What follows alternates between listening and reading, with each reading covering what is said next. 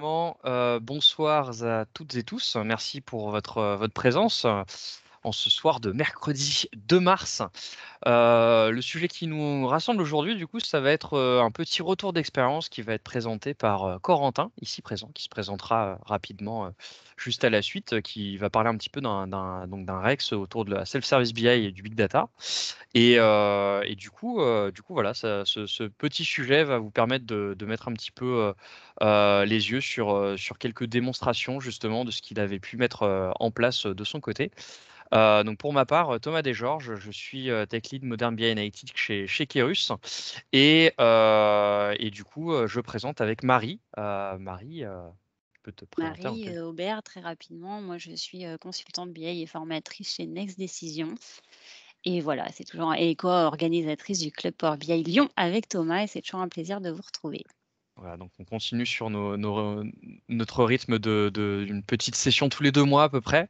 Un petit rappel des règles, des bonnes règles pendant la session pour que tout se passe bien, et que la qualité soit au rendez-vous. Donc s'il vous plaît, n'activez pas votre micro pendant la session. Si vous avez des questions, n'hésitez pas à les poser en levant la main d'abord et en les mettant également dans le chat écrit. On sera vigilant avec Marie pour les relever et potentiellement interrompre Corentin si le moment est opportun. N'activez pas également vos caméras. On va garder les nôtres, mais le but c'est de rester à 2-3 caméras actives pour éviter des problèmes de performance tout simplement, que tout se passe bien.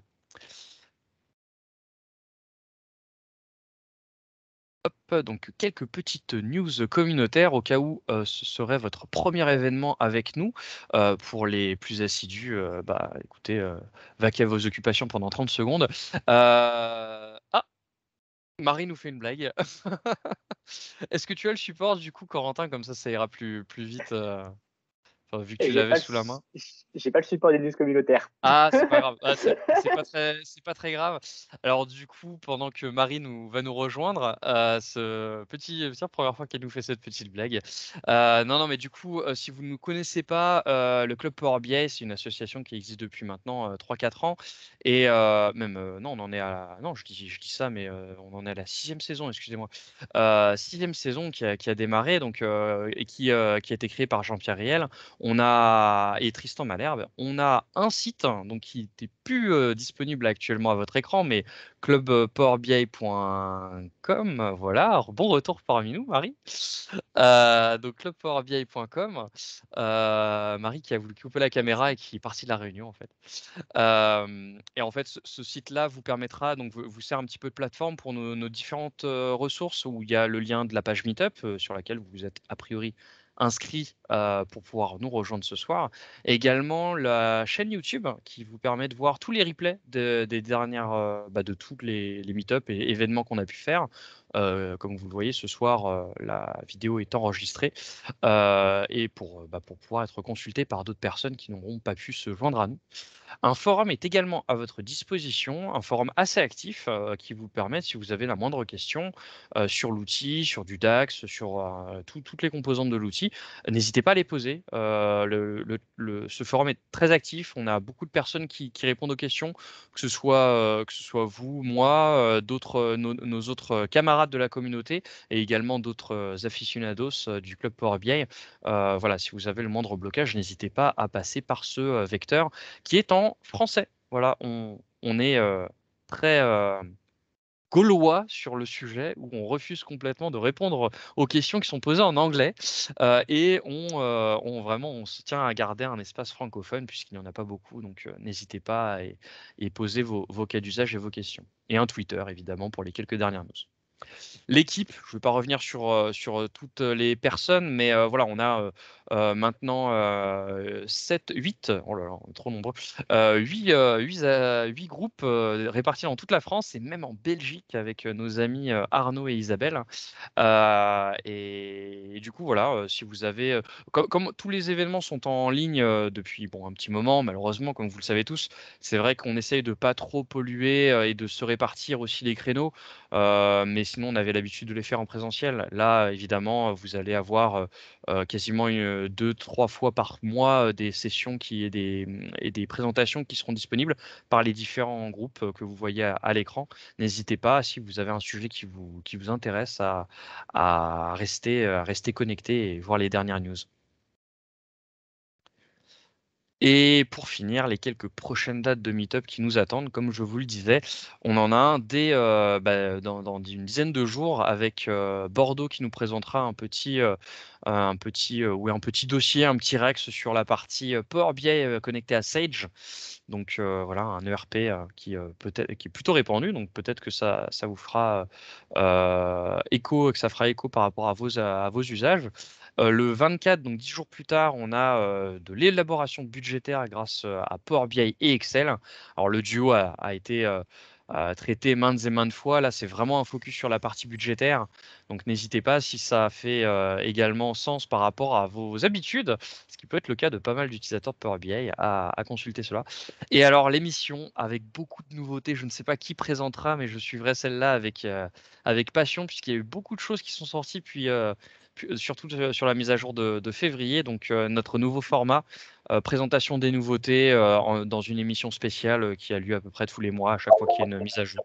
N'hésitez pas. Alors s'il vous plaît, attention à vos micros et à la caméra, on vous mutera pour garder une bonne qualité. Voilà, je crois que c'est tout pour cette petite présentation. J'ai fait 6 minutes. Voilà, Bravo, 6 minutes. bravo. 24 j'ai dit 24 février? Non, c'est 24-03.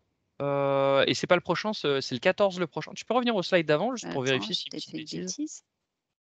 Je crois que t'as mis. Non. Ouais, Ah, Non, ouais. c'est celle de Ouais. février, mais ce sera. Oui, Bah là, il y a oui, un du problème coup, là. ouais, il y a un truc, C'est ce pas la sera, même de toute date. façon, ce sera le dernier jeudi du mois de mars, et effectivement, il y a un petit souci. Donc, C'est une. ce sera le dernier jeudi du mois de mars, et de toute façon, on Ouais. sera effectivement très contente de suivre celle-là, puisque les nouveautés du mois de février sont ouf. Donc, Donc, voilà. dernier jeudi du mois de mars, ça sera le 31. Donc, il y a une petite coquille bien vue, effectivement. 31 mars, exactement. Voilà. Donc, C'est ça. voilà, tout ça pour me faire tenir une minute de plus. Non, je rigole. Je te laisse la parole, Corentin, pour nous faire part de ton petit retour d'expérience sur le sujet. Enfin, grand retour d'expérience. Merci, c'est gentil. Du coup, pour ceux qui ne me connaissent pas, Corentin Corsolette, je suis consultant BI chez Talent et j'interviens principalement sur des missions autour de Power BI, ce qui va m'intéresser aujourd'hui, et plus généralement du coup de Microsoft. Partager mon écran.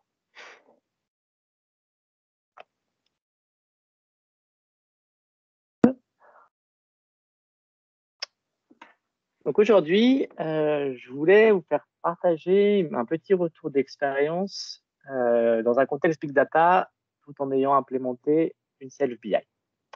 D'où est-ce qu'on est parti? On est parti d'un certain nombre d'enjeux et de besoins qu'on peut retrouver dans diverses situations autour de divers clients.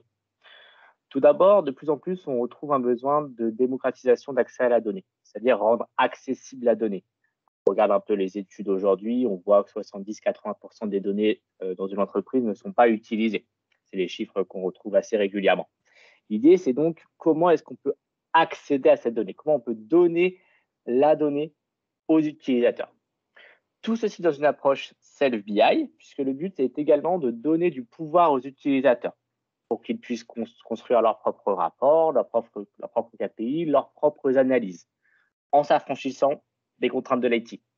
Le but, c'est principalement du coup de répondre le plus facilement possible à leurs enjeux, puisque c'est eux qui les connaissent, et également de gagner un temps précieux, puisqu'ils vont pouvoir faire très rapidement les choses. Tout ceci, on nécessite une gouvernance des données. La gouvernance des données, elle va tout simplement nous permettre de mettre en place un certain nombre de règles et de process pour tout ce qui concerne l'accès à la donnée, la mise à jour, la sécurité, etc. Donc, il y a toujours ce pan de gouvernance qui est extrêmement important. Dernier enjeu très important, c'est l'industrialisation des applicatifs. C'est bien de faire des choses de son côté, mais à un moment donné, il faut les mettre à l'échelle, il faut les industrialiser pour que ça donne quelque chose d'intéressant et apporter le plus de valeur possible au travail qui a été réalisé. Comment est-ce qu'on a répondu à ces différents enjeux? On a décidé de mettre en place un dataset corporate. Donc, quand on dit dataset corporate, c'est tout simplement un dataset qui a pour but de répondre à la plupart des besoins des utilisateurs. En fait, de faire un dataset générique qui va répondre à tous leurs besoins. Ensuite, on a mis en place un rafraîchissement automatique du dataset.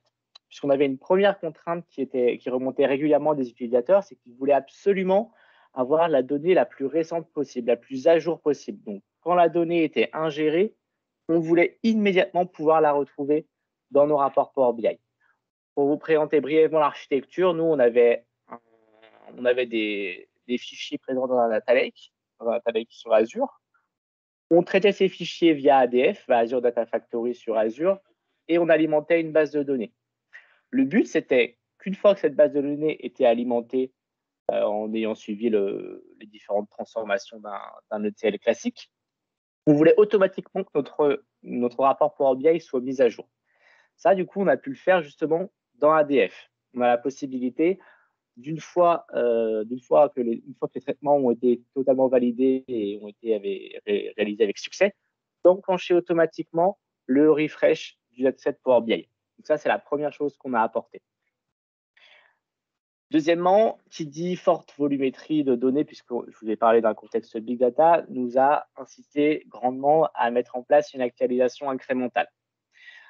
Donc, c'est pour ceux qui ne savent pas exactement ce que c'est tout simplement le fait d'historiser une certaine partie de nos données pour éviter de perdre du temps lors de l'actualisation justement de notre jeu de données. C'est-à-dire qu'en gros, l'idée est de dire à Power BI, ne m'actualise que les dernières données, pas besoin d'actualiser l'historique. L'historique, on est très content, il n'y a pas de souci, ne le touche pas. Qu'est-ce qui s'est passé? On a eu un certain nombre de problématiques. Alors que certaines qu'on avait anticipées, d'autres qu'on n'avait pas anticipées, mais à chaque fois, on a essayé d'y répondre. Alors, de quel volume de données parle-t-on? On parlait d'environ par jour, on était à 2 millions, 3 millions de lignes.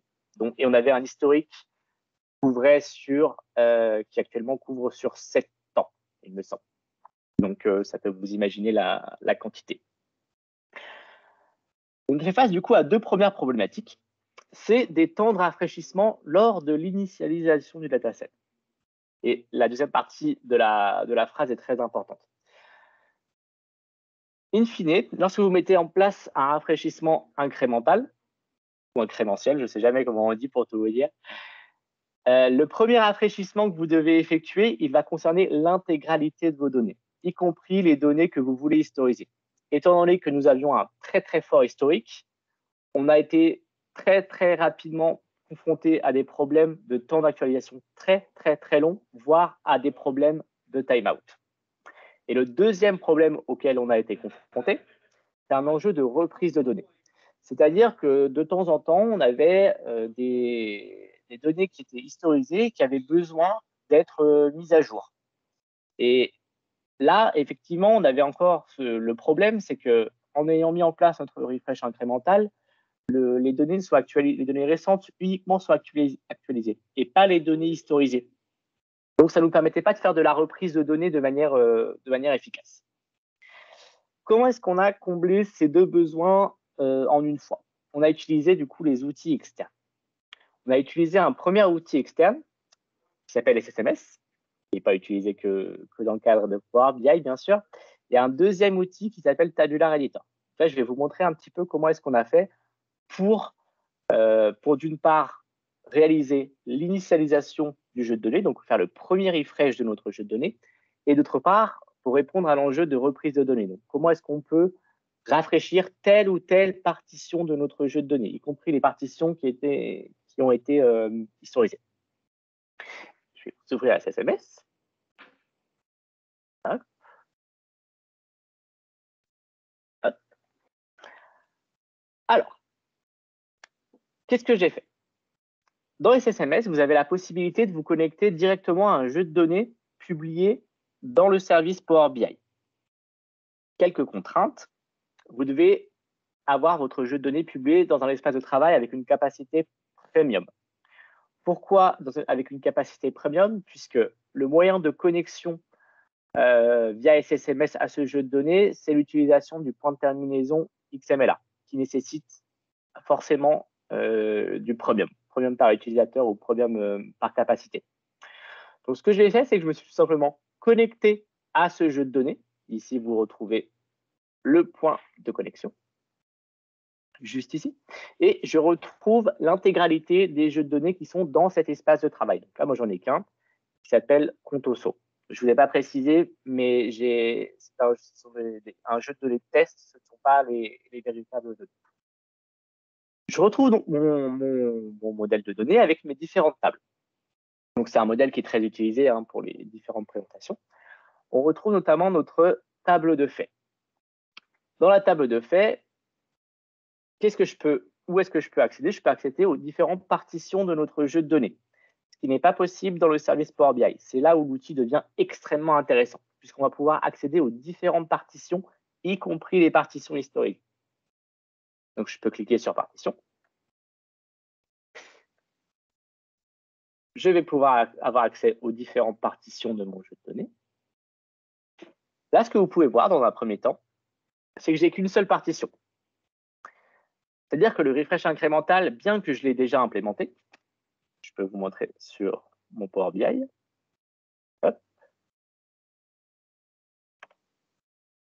Juste ici, dans les 3 petits points sur ma table de faits, mon refresh incrémental. Donc là, pour les besoins de la démo, j'avais pris 3 ans d'historique et je voulais uniquement rafraîchir les 7 derniers jours. Donc, je l'ai bien implémenté, j'ai bien publié mon jeu de données, mais les partitions créées, qui doivent être créées à l'issue de cette mise en place du refresh incrémental, ne le sont que lors de l'initialisation du dataset. Or, comme j'ai pu vous le dire, on a justement un problème de rafraîchissement lors de l'initialisation du dataset. Donc, comment est-ce qu'on peut, dans un premier temps, réussir à actualiser, à retrouver nos partitions sans... Il y a un arrière-plan. Vous pouvez couper votre micro, s'il vous plaît. Merci. C'est fait, vas-y. Merci.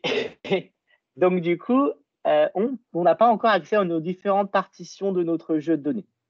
Or, l'idée, ce serait justement de pouvoir accéder à ces différentes partitions et au lieu d'initialiser et donc de rafraîchir l'ensemble des partitions en une fois, on aurait la possibilité de rafraîchir chaque partition une à une ou plusieurs partitions en même temps et ça nous éviterait justement ces fameux problèmes de time-out ou de temps de rafraîchissement très long.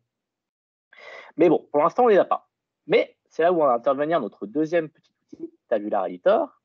Je vais vous montrer ici. À nouveau, je suis connecté à mon jeu de données dans l'espace de travail, Power BI, et je retrouve mes différentes tables, dont ma table de faits qui contient le refresh incrémental. Donc, à nouveau, vous pouvez voir qu'il n'y a qu'une seule partition. C'est là où on va pouvoir justement créer les partitions. Mais créer les partitions sans actualiser le jeu de données. C'est là où ça va vraiment être très intéressant. Si vous cliquez sur votre table de faits, vous avez un certain nombre d'options, et notamment ici. Vous avez la refresh policy. Donc, il est activé. Vous retrouvez ici la stratégie d'actualisation que j'ai mise en place. Donc, la granularité, c'est pour dire que je veux récupérer seulement les 7 derniers jours ici, depuis les paramètres. Et ici, c'est l'historique que je veux conserver, c'est les 3 dernières années. Une fois que j'ai fait ça, vous faites un clic droit sur votre table qui a l'actualisation, qui a l'incrémental, pardon, et vous cliquez sur Apply Refresh Policy. Lorsque vous faites ça, vous avez toujours un message d'erreur. Qu'est-ce qu'il vous dit? Il vous dit tout simplement que ce que vous avez fait ici, ce qui a été fait ici, vous devez d'abord en quelque sorte, le publier, le pousser sur votre jeu de données. Donc, ce qu'on fait, c'est qu'on sauvegarde tout simplement ce qu'on a fait. Hop. Là, les changements vont être affectés au jeu de données qui est publié sur le service. Hop. Et une fois que c'est fait, normalement, ça devrait fonctionner sans souci. Voilà. Alors, il n'y a pas forcément de pop-up ou de message qui s'affiche. Mais là, ce que vous pouvez voir, c'est que mes partitions ont bien été créées. Elles ont été créées mais elles sont vides. Et c'est justement ce qui nous intéresse. Pour l'instant, il n'y a pas eu d'actualisation. On a seulement créé les partitions. Une fois que notre petit tabular editor a fait le travail qu'on lui a demandé, eh ben, on va retourner dans SSMS. On retourne dans SSMS. Hop, je cancel ça. Je vais ouvrir à nouveau et je vais faire un petit refresh. Voilà. Maintenant, si je clique sur partition, je vais normalement accéder à mes différentes partitions. Voilà. Je retrouve les différentes partitions qui ont été en quelque sorte instanciées par Tabular Editor. Et là, ce que vous pouvez voir, c'est que dans mes différentes partitions, j'ai aucune ligne. Ce qui est logique. Comme je vous ai dit, on n'a pas eu encore de premier rafraîchissement. Et c'est là où justement ça va devenir très intéressant, puisqu'on va pouvoir rafraîchir les partitions qui nous intéressent. Pour ça, on a juste ce petit gadget. Et vous pouvez lui dire quelle partition vous avez envie d'actualiser. Par exemple, je vais prendre 2022 en janvier. J'applique sur OK. Et l'actualisation de cette partition va se lancer. On va voir l'écran qui va s'afficher. Voilà, donc là, l'actualisation est en train de s'effectuer, mais uniquement du coup sur la partition qui nous intéresse. Et donc, nous, ce qu'on a fait, c'est que petit à petit, on a actualisé les différentes partitions de notre jeu de données pour permettre en fait de cette initialisation à moindre frais. Alors évidemment, ça nous a pris un petit peu de temps, mais beaucoup moins, et on a évité les problèmes de timeout qu'on avait initialement. Et d'ailleurs, vous pouvez en actualiser plusieurs d'un coup. J'en ai juste mis qu'une pour pas qu'on perde trop de temps, mais on peut l'actualiser plusieurs. Donc là, ça va bientôt se finir. On va avoir un joli message qui va vous dire que c'est OK.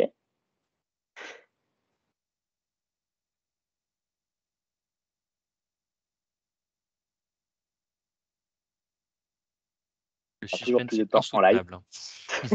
J'espère que ça va être vert et pas rouge. L'effet démo. Voilà. Voilà. Success. Si je mets close, vous voyez qu'il m'indique d'ailleurs le nombre de lignes qui contient ma partition. Et si je mets close, voilà, je vois quand est-ce que ma partition a été rafraîchie et surtout du coup le nombre de lignes qui sont dans ma partition. Et si vous vous rappelez bien, j'avais également un deuxième problème qui était le fait de pouvoir effectuer des reprises de données, c'est-à-dire d'actualiser des partitions historiques. In fine, on peut utiliser ça pour l'initialisation, mais aussi pour une reprise quelconque. Si on me dit certaines données ont changé en 2019, je vais peut-être actualiser uniquement la partition 2019 exactement de la même manière. Donc, on peut répondre à ces deux problématiques avec ces deux outils. Je ne sais pas si c'est quelques questions, je vais regarder. Vous aviez remarqué qu'utiliser X trimestre au lieu d'année prend moins de place. Oui, alors tout à fait. Là, c'est vrai que je vous l'ai mis pour la démo. En l'occurrence, on n'avait pas forcément utilisé cette stratégie. Et les partitions ainsi créées ont-elles un impact au-delà du rafraîchissement? Meilleure lecture de la table, donc optimisation des mesures, donc rapport plus fluide. Alors, les partitions Alors, je suis pas sûr, puisque donc du coup le DAX, puisque comment est requêté le modèle derrière, ça passe par du DAX, il y a un plan d'exécution. Je suis pas sûr que c'est que tous les index, par exemple, soient créés comme dans une base de données pour pouvoir requêter plus rapidement les partitions. non, je pense pas du tout. Non. En fait, je pense pas. C'est vrai que je me suis jamais vraiment posé la question, personnellement. Je ne sais pas si quelqu'un d'autre a fait le test ou a une remarque à faire à ce sujet, mais c'est dans une logique de base de données, oui, effectivement, quand il y a les index associés à des partitions, ça va plus vite pour requêter partition par partition selon les clés. Mais en fait, là, la partition, elle est créée sur juste sur l'axe année. Donc, en gros, dès qu'on va requêter sur un autre axe d'analyse, ça va pas changer quoi que ce soit. Oui. Et c'est vrai qu'après, en ayant fait pas mal de recherches là-dessus, j'avoue ne rien avoir vu passer du coup à ce niveau-là. Donc, je pense que ça ne change pas grand-chose pour le coup. Parce qu'en fait, les clés de partition, ça peut se dire, OK, si je dois aller chercher une donnée Si je dois aller chercher une donnée qui est dans tel ou tel mois, il va aller chercher les données dans une partition en particulier. Mais s'il n'y a pas cette notion de temps, en fait, les partitions qui sont organisées par rapport au temps, il ne va pas y avoir d'impact particulier de ce côté-là. Voilà. Justement, pour les problèmes de performance, ça tombe bien. On a été, alors même si on a mis en place les prêches incrémentales, l'optimisation avec Tabular Editor, avec les SMS, c'était très bien. Mais on avait effectivement un jeu de données qui était très volumineux. Et on a souhaité optimiser justement ce stockage avec l'outil bien connu pour ça, qui est je pense le plus connu, qui est DAX Studio. Donc je vais à nouveau vous partager l'écran avec DAX Studio. Tout comme Tabular Editor, tout comme SSMS, je me connecte directement à mon jeu de données publié grâce au point de terminaison XML1. C'est la constante chez tous ces outils. C'est vraiment le fait de se connecter sur le point de terminaison XML1, donc toujours avec du Chromium. Et on est intéressé principalement, parce que vous voyez déjà en bas, mais que vous retrouvez juste ici, par le ViewMetrics. Le ViewMetrics, qu'est-ce que c'est? C'est tout simplement le Vertipack Analyzer. Le Vertipack Analyzer, qu'est-ce que c'est? Pour ceux qui ne connaissent pas, en quelques mots, c'est tout simplement ce qui vous permet d'accéder au contenu de votre modèle. Donc, en fait, à l'ensemble des objets de votre modèle, que ce soit les tables, les colonnes, les mesures, les relations, les partitions, le cas échéant, si vous avez créé des partitions. Et surtout, ce qui est très intéressant, c'est que vous pouvez connaître le coût de stockage de chacun de ces éléments. C'est ça qui va beaucoup nous aiguiller pour optimiser justement le stockage de notre modèle. Donc, vous avez tout d'abord le stockage total de votre modèle et ensuite, vous l'avez par table, par colonne, etc. Alors, l'idée, ce n'est pas ici de faire un cours sur l'optimisation, mais surtout certains le feront beaucoup mieux que moi. Ici, ce qui est très intéressant, c'est principalement la cardinalité. La cardinalité, qu'est-ce que c'est? C'est tout simplement le nombre de valeurs uniques que vous retrouvez dans chaque colonne. Et qui dit cardinalité élevée, dit donc nombre de valeurs uniques élevé et dit coût de stockage plus important. Donc, généralement, on va être intéressé par ces colonnes qui ont une forte cardinalité. Là, vous voyez, par exemple, colonne-là occupe 14% de mon modèle total. 26% de la table et 14% de mon modèle total. Donc, une piste d'optimisation, ça pourrait être de la supprimer, par exemple, si vous trouvez que c'est pertinent et si vous n'en avez pas besoin pour vos relations, etc.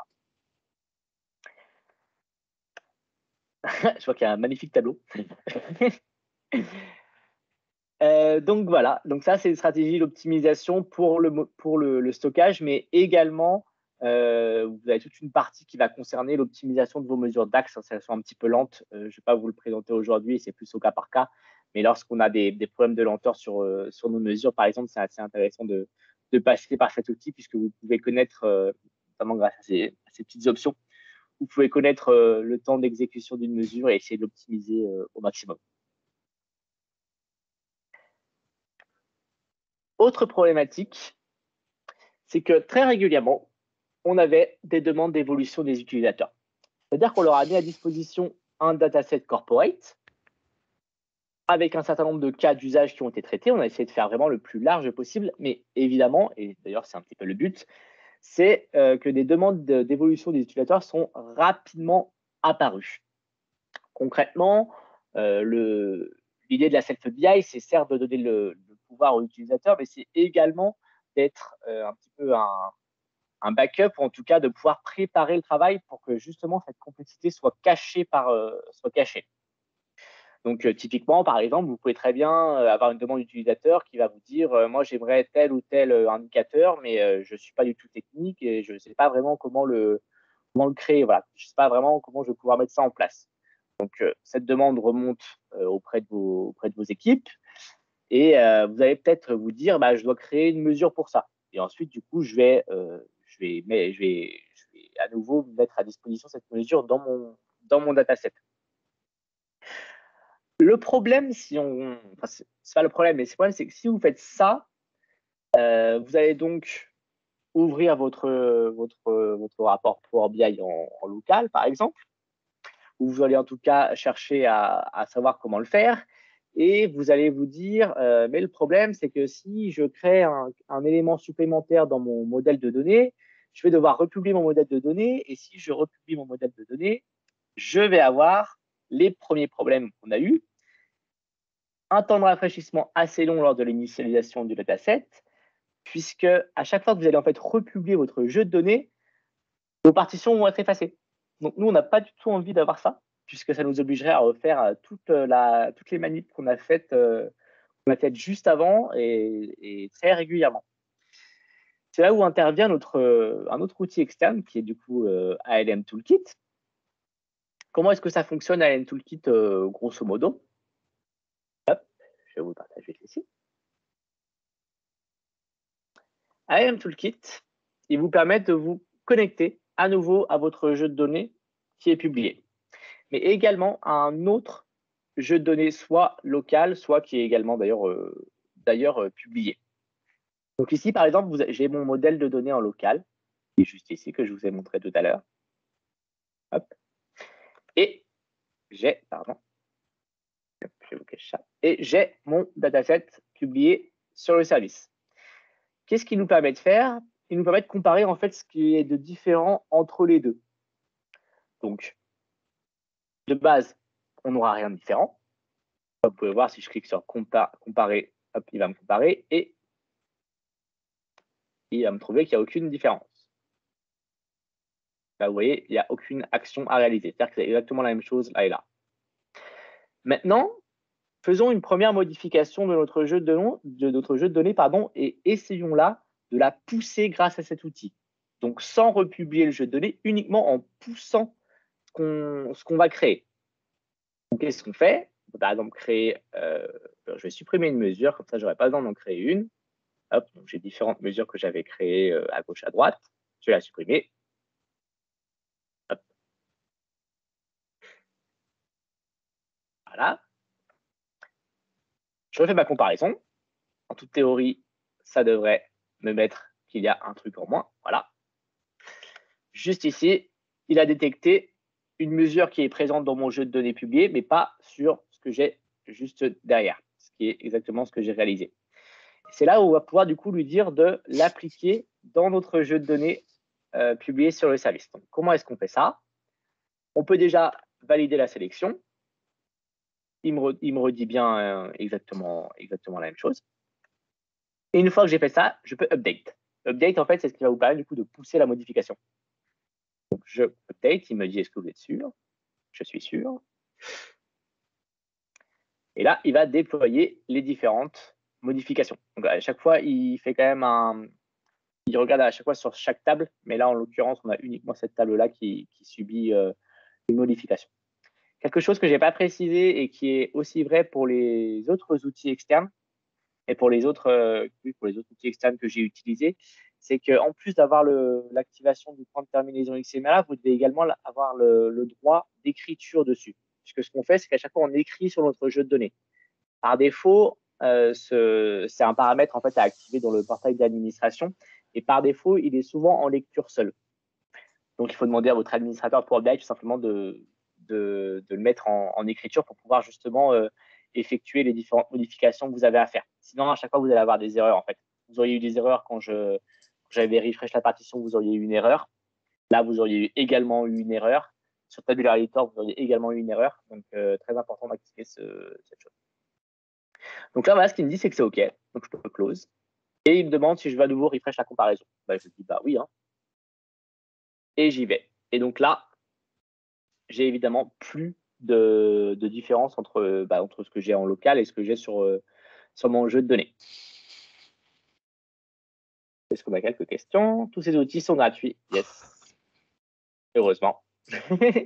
Oui, c'est vrai que tous ces outils sont gratuits. Alors, il y a Tabular Editor 2 et 3.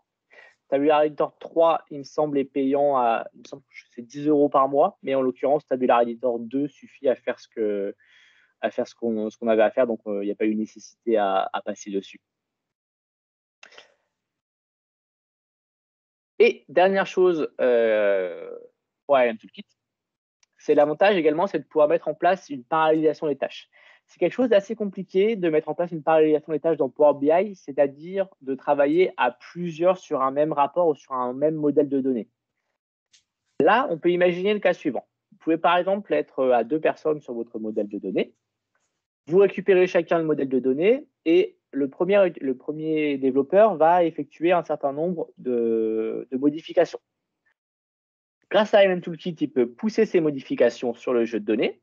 Et après, on peut très bien imaginer du coup un autre développeur qui a d'autres besoins utilisateurs qui sont remontés, qui à nouveau a fait sa petite tambouille de son côté, va pouvoir récupérer ce que ILM Toolkit, ce que le premier développeur a réalisé grâce à ILM Toolkit, et va pouvoir à son tour publier ses modifications.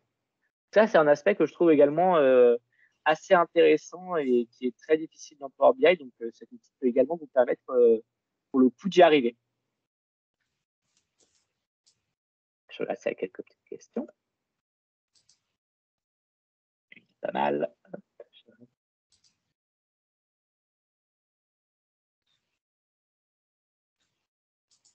Je vois que ça parle, c'est sympa. C'est cool. Pour finir, du coup, on avait quelques pistes d'amélioration. Et d'ailleurs, je vous invite, si ça vous a donné des idées également, à nous en fournir, si vous avez des petits cas d'usage que vous avez utilisés, des trucs qui sont intéressants et que je n'ai pas forcément mentionné, etc. Donc, tout d'abord, on avait l'idée de mettre en place un monitoring plus poussé du dataset, notamment grâce à Log Analytics que vous pouvez trouver dans Azure. Donc, en fait, l'idée, c'est vraiment de comprendre comment est utilisé notre dataset pour, in fine, en fait, pouvoir l'améliorer. Donc, qui l'utilise, comment, quand, qu'est-ce qu'ils font. Enfin, voilà. L'idée, c'est d'ajouter un peu également une couche de gouvernance, in fine. La deuxième chose que je pense qu'on va tester lorsque ce sera en GA pour le coup, c'est la future de Direct Query pour BI Dataset and Analysis Services. Qu'est-ce que c'est que cette chose? Ça a déjà beaucoup été mentionné dans divers clubs Power BI, etc. C'est tout simplement en fait le fait de pouvoir se connecter en direct query à notre jeu de données publié dans le service Power BI. L'intérêt principal de ça, c'est que en étant en direct query, vous allez pouvoir ajouter d'autres sources de données. Alors que si vous êtes en live connection, comme c'est le cas depuis le début, vous ne pouviez pas ajouter d'autres sources de données. Et souvent, en fait, on remarque que nos utilisateurs métiers ont souvent l'envie de rajouter un petit fichier Excel ou quelque chose qui traîne à gauche à droite. Et grâce à cette feature, du coup, ils vont vraiment pouvoir le faire. Donc, ça va être encore plus intéressant pour eux de gagner en agilité, en fait, et de répondre au mieux à leurs besoins. Et enfin, un troisième besoin qu'on a identifié et que je pense qu'on va mettre en place, c'est le fait d'automatiser seulement une partition du dataset. Ce que je vous ai montré tout à l'heure, enfin, en tout cas ce qu'on a mis en place tout à l'heure dans nos solutions, c'est le fait de mettre en place un rafraîchissement automatique de l'entièreté du dataset après que les traitements via ADF ont été réalisés. Et on s'est dit, mais parfois, justement, dans un enjeu de reprise de données, on peut avoir une mise à jour de seulement quelques données, de seulement, imaginons, des partitions du premier trimestre de 2019, par exemple. Et dans ce cas-là, une fois qu'en fait ces traitements ont été effectués via ADF, on s'est dit, mais on aimerait bien ne pas avoir besoin d'ouvrir notre SSMS, de rafraîchir du coup notre partition à la main, puisque je vous rappelle, c'est une partition historisée. Et donc, comment est-ce qu'on peut faire ça?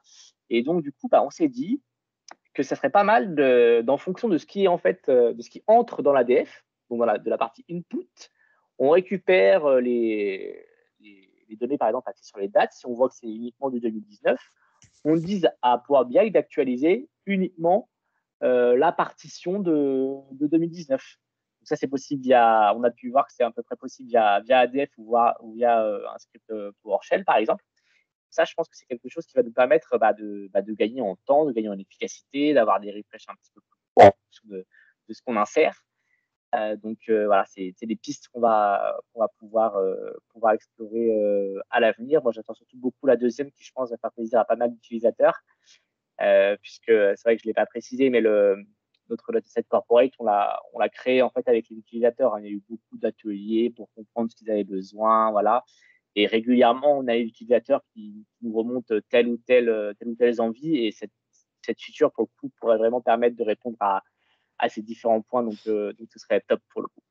Il y a une question qui demande justement, alors sur la partie ALM, je pense qu'il veut un peu plus de précision sur le côté parallélisation des développements.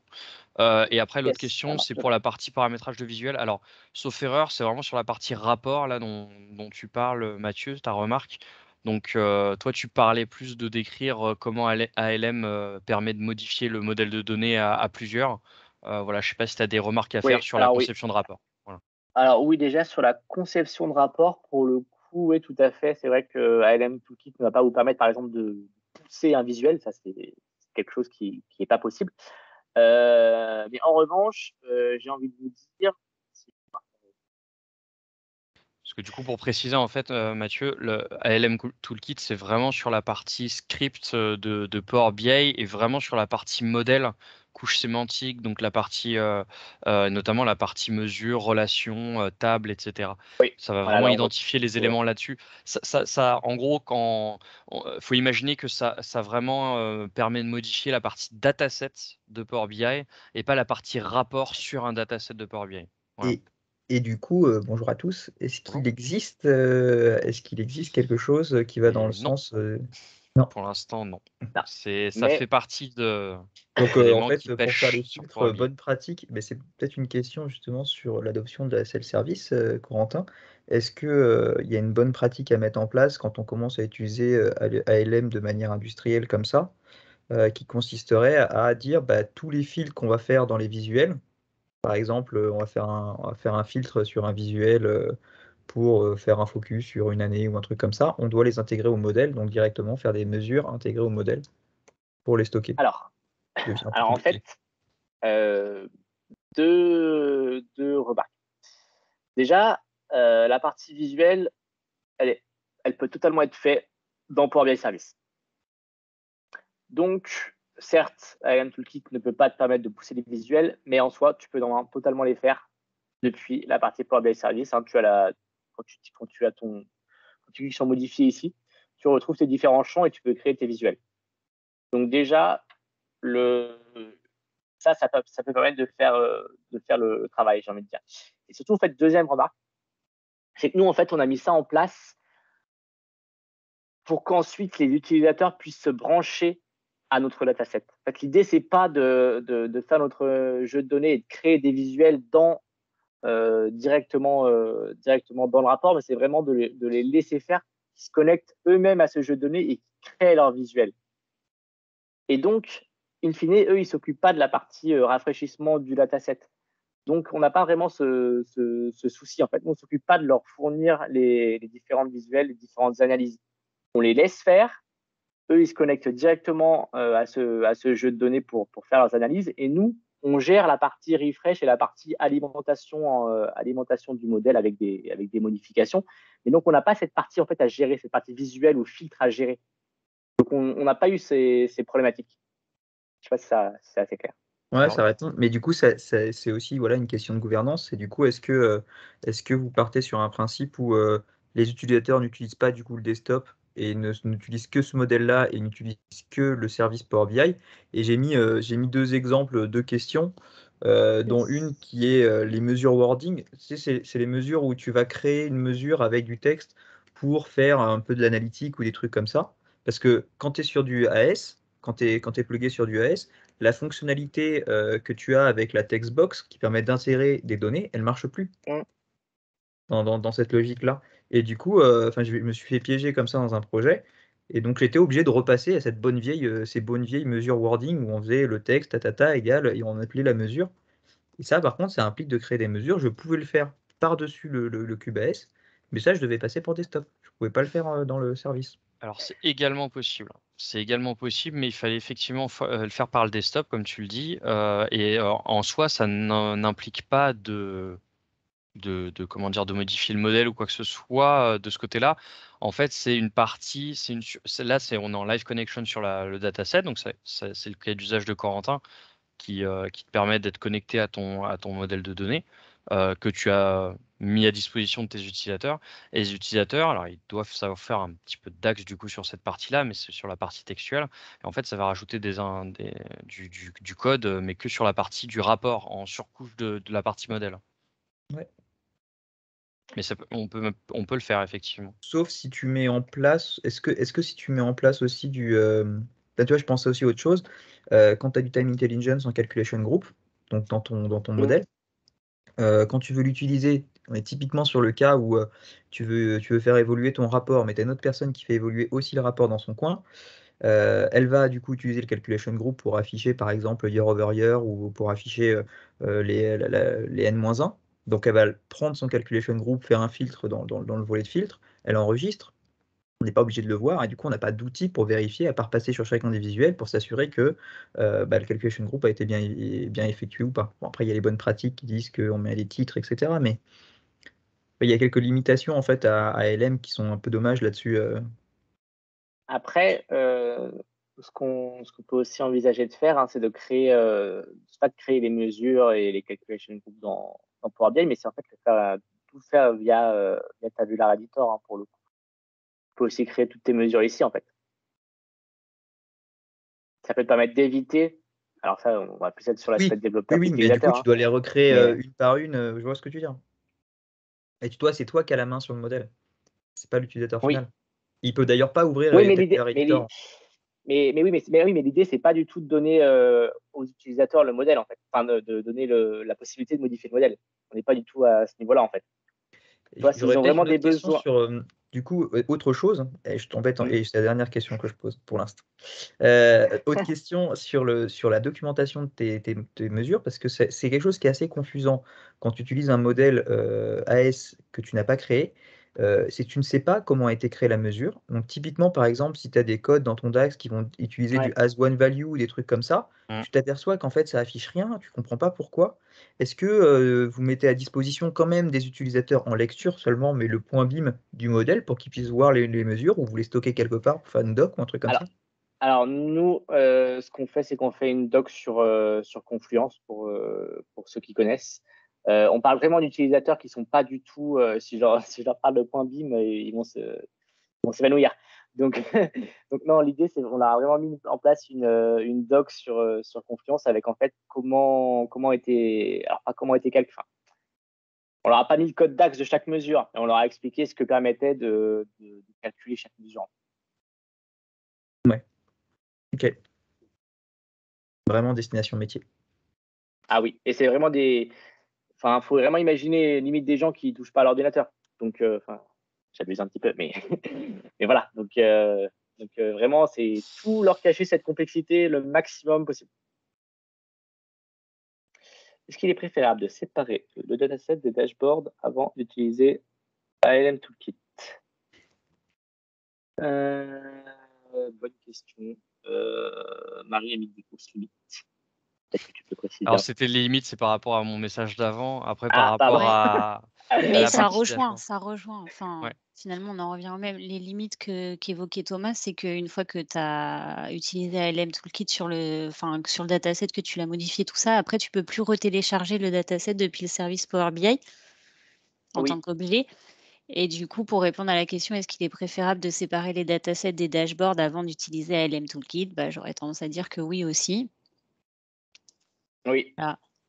C'est en fait c'est-à-dire que là c'est effectivement des bonnes questions que tout le monde se pose et des questions qu'il faut se poser, et ça fait partie finalement aussi de la démarche qu'a présenté Corentin au fur et à mesure des problématiques rencontrées. C'est là où il faut vraiment se projeter dans quel va être mon usage de Power BI et mon organisation BI dans mon équipe / ma société. Si on est pour faire de la BI d'équipe, mais pas forcément très industrialisé, faut pas trop aller sur ces outils-là, ou en tout cas sur cette Ah oui. utilisation-là.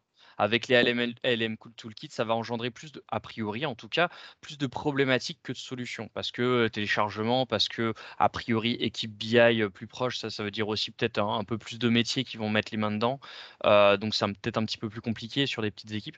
Si on veut vraiment mettre en place une BI d'entreprise via Power BI avec quelque chose qui, comme le présentait Corentin, est drivé par les compétences techniques d'une équipe IT, mise en place, mise à disposition de datasets, des règles, automatisation, un certain nombre de choses, l'industrialisation, tout ce qu'il y a autour. En fait, ça va être vraiment porté par l'IT et les rapports vont être développés potentiellement par l'IT sur des reporting standards, mais plus laissés à la main des utilisateurs pour faire un petit peu leur sauce de je fais mon petit dashboard, je me connecte au modèle et je suis juste consommateur d'un modèle. Et du coup, là, toute la complexité IT, elle peut être portée par l'IT du coup et ces outils-là. Et en gros, on a les compétences pour pouvoir naviguer autour de ça, avec les limitations dont parlait Corentin au fur et à mesure. Et pour autant, voilà, il faut vraiment, ça permet de dissocier vraiment les usages finalement de Power BI. Mais ça a du sens de se mettre un petit peu ce genre, enfin selon moi, encore une fois, c'est une opinion, hein, ça a du sens à partir du moment où on a vraiment un fort besoin d'industrialisation, de versionning, de gestion d'incrémentation, de rafraîchissement incrémental, de développement parallèle, ou en tout cas du modèle, etc. etc. Il n'y a pas de formule magique, il y a toutes des petites limitations à droite et à gauche. Dès qu'on rentre un pied dans l'espace de certaines fonctionnalités industrialisation, ça nous enlève des choses qui sont plus, on va dire, le côté packaging de Power BI. Et à l'inversement, si on reste vraiment dans le côté user-friendly de Power BI, il y a beaucoup de choses d'industrialisation qu'on ne peut pas faire. En tout cas, c'est mon avis, il n'y a pas de solution magique pour l'instant. On est obligé de pendre un petit peu dans un sens ou dans l'autre en fonction de ce qu'on fait. En sachant que si on n'utilise pas LM Toolkit, mais uniquement Tabular Editor pour faire un certain nombre de choses, on n'a pas ce problème de retélécharger les modèles. Par contre, dès qu'on a de l'incrémentation en fait, dès qu'on utilise le XML endpoint, donc de passer par les process de partition, etc., là, c'est mort. On peut plus télécharger le Power BI dès qu'on va le publier, etc. Yes. En tout cas, on avait 2-3 autres questions. Pour tout ce qui est gouvernance, tout ce qu'on a fait dans un premier temps, c'est qu'en fait, on a ouvert le dataset à très peu d'utilisateurs. Pour que justement, on puisse monter à l'échelle petit à petit. Et on a mis en place pas mal du coup on peut appeler ça des restrictions, si on peut appeler ça comme ça, pour justement petit à petit en fait augmenter et pas sinon si on met à tout le monde en libre service, etc., c'est possible et on gère plus rien. Donc on essaie vraiment de contenir les choses petit à petit pour le coup. Et comment tu gères les demandes d'évolution, de croisement de datasets? Alors du coup, la formation, c'est ce que je disais, c'est que dans un premier temps, on a uniquement mis en place ce dataset et il n'y a pas eu de croisement avec autre chose. Pour l'instant, ils pouvaient uniquement accéder à ça et faire leurs analyses dessus. Donc, évidemment, dans un second temps, là, notamment ce que je disais avec la Futures, avec Nouvelle Futures, on aura pas mal de questions justement à se poser pour justement pas qu'ils fassent n'importe quoi. Donc, il y aura des accès, à quel accès on a l'accès, qui a le droit d'utiliser quoi, évidemment, ça va être très important. Et oui, du coup, la segmentation métier, organisation business, ça, c'est forcément ce vers quoi on a envie d'aller, c'est-à-dire créer en fait un dataset peut-être plus finance, un dataset plus marketing, plus RH. Et évidemment, ça, c'est des choses sur lesquelles il va falloir se pencher. Tu es limité à 3 datasets croisés. Alors ça, je ne savais pas. Possible. Non, je suis pas sûre. Il me semble pas. Par contre, en fait, tu es limité. Les 3, c'était quand tu fais ce que j'ai appelé un modèle composite et que tu refais un modèle composite dessus et que tu refais, c'est là où tu étais limité à 3 points. Ah, d'accord. Ouais. Oui, c'est le saute-mouton de dataset. Ça faut éviter, effectivement. Ouais, ça c'est au bout d'un moment, tu es limité. Et de toute façon, en termes de perf, je pense que ça doit être la catastrophe absolue. Ouais, puis même en termes de sécurité, il faut bien que les utilisateurs aient accès à tout, sinon ils voient qu'une partie. Enfin, tu sais, c'est vite. C'est pareil, tu as aussi le RLS qui peut sauter. Tu as quand même des limitations quand tu utilises le dataset. Juste une petite chose par rapport à ça, donc le direct query sur Power BI, dataset, donc modèle hybride, composite modèle, on l'appelle comme on veut. Juste pour rappel, c'est une fonctionnalité qui est sortie en janvier 2021, qui a reçu une mise à jour, notamment en termes de performance, en octobre 2021 et qui est toujours en préversion. Donc, je sais pas, c'est la fonctionnalité qui, quand ça va marcher et quand il y aura le moins de limites possible, ça sera la révolution. Hein. Tout le monde sera très content. Actuellement, c'est une fonctionnalité qui a mis déjà 5 ans à être accouchée et qui reste encore là en préversion pendant plus d'un an, qui va certainement être en préversion pendant encore un petit moment, je pense, mon avis. Oui. Voilà, donc il y aura des retours, il y aura des modifications, il y aura des améliorations, il y aura des rollbacks peut-être sur certaines choses, je ne sais pas. Généralement, il y a peu de rollbacks sur ce qu'ils rajoutent au fur et à mesure, mais sait-on jamais. C'est une grosse fonctionnalité très attendue. Il faut avoir encore en tête que ce n'est pas en GA, que ce n'est pas en General Availability à l'heure actuelle. Donc attention à tout ce que vous faites en utilisant ça. Euh, Correction limitée à 3 sauts de mouton, exactement. Non, mais attention, en tout cas, en utilisant ça, c'est très bien. C'est la V2, là, enfin, ce que j'appelle la V2 d'octobre, est bien meilleure. Ça commence à ressembler à quelque chose en termes de perf. C'est toujours pas du G. Donc, ça vous risque les périls de build des stratégies data autour de ça, à l'heure actuelle en tout cas. Ah oui, nous, on s'est complètement dit qu'on n'allait pas, on n'allait pas industrialiser ou mettre en prod ce genre de choses, mais voilà, on a pu commencer à faire des petits POC autour de tout ça, justement, pour commencer quand j'espère que ça va devenir, voilà, plus intéressant. J'avais testé de faire un dataset avec table très lourde. Bon, faut voir ce qu'on met derrière très lourde, etc. Parce que ça, voilà. Mais moi, j'ai testé il n'y a pas si longtemps. Alors, dans un environnement premium, donc ça a quand même son importance. Peut-être que sur du Power BI Pro, c'est pas la meilleure des idées de faire des gros datasets croisés de d'autres datasets, etc. Mais dans du premium, sur des datasets qui étaient quand même qui étaient plutôt lourds, en sachant qu'en plus on peut, en gros, quand on se connecte en direct query, on a un dataset, on va dire principal, faute de meilleurs termes, et ensuite quand on va commencer à rajouter d'autres sources, donc notamment un autre dataset, là on a la possibilité de choisir les tables qu'on incorpore dedans, ce qui peut aussi limiter un petit peu la casse. Et moi j'ai trouvé ça pas trop mal. Et je m'en ai fait en me connectant à 2 autres datasets, donc en avoir 3 dedans, avec quand même une petite. Voilà, il y avait des. Bon, je ne vais pas dévoiler des secrets là-dessus, mais un modèle que connaît très bien Marie, qui est pas simple du tout, avec des relations un peu NN à droite à gauche, etc. Et ça marchait, ça marchait. Et c'était pas si mal. Quand je dis ça marchait, c'est pas la Rolls, hein, etc. Mais c'était vraiment pas mal. C'était plutôt dynamique et il y avait des bons temps de réponse. Voilà. En effet, ça pourrait faire l'objet d'un meet-up. Alors, il y en a eu, mais bon. Ah, mais voilà. ça a évolué quand même depuis. Thomas, je vais juste compléter un truc sur ce que tu as dit sur Ouais. l'incremental refresh. Moi, j'avais quand même essayé de mettre ça en place parce que, en fait, le problème qu'on avait, c'est que on avait un rapport qui était associé. Donc, c'est pour parler en fait de la dissociation du dataset des visuels. Ah On oui, avait oui. un rapport qui contenait donc les visuels et le dataset. Dès qu'on commençait à avoir une petite modification sur un visuel, soit on la faisait directement en ligne, on pouvait le faire puisqu'on était en incremental refresh. Mais sauf que dès qu'on devait toucher au moteur, enfin, commencer à rajouter par exemple une mesure ou des choses comme ça, il fallait retélécharger le rapport Power BI. Or, on était en incremental refresh, donc on ne pouvait pas retélécharger le Power BI. Donc il fallait retourner sur la version qu'on avait stockée sur un SharePoint pour rouvrir ce SharePoint, Ah bah oui, bien pour sûr. remettre à jour le truc et recharger l'entièreté des données à chaque fois. Et c'est ça qui était lourd en fait. Bah, c'est pour ça que nous, on prêche de ce côté-là. C'était la réponse de Marie et la mienne, c'est de dissocier les deux. C'est une C'est bonne ça. chose, effectivement. Oui, oui, bien sûr. C'est en fait, enfin, mon avis, surtout quand on commence à rentrer dans ce genre de considération assez technique, avec on met à disposition un dataset, etc. Ça fait totalement sens, ne serait-ce qu'en termes de responsabilité, de séparer les deux.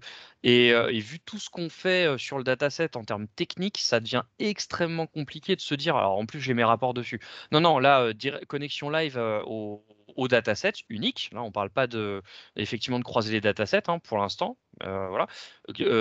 Mise à disposition du dataset, mouse costaud, etc., etc.